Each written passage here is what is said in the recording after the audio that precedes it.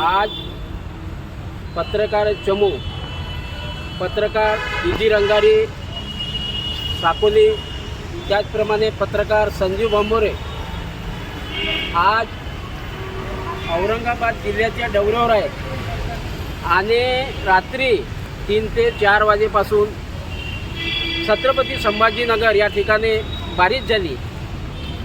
त्यामुळे जो उष्णतेचा जो प्रभाव होता तो कमी झालेला आहे आणि थंडीचं सावट म्हणजे वादळ असं दमट असं वातावरण त्या ठिकाणी निर्माण झालेलं आहे। त्यामुळे शेतकरीसुद्धा सुखावला आहे।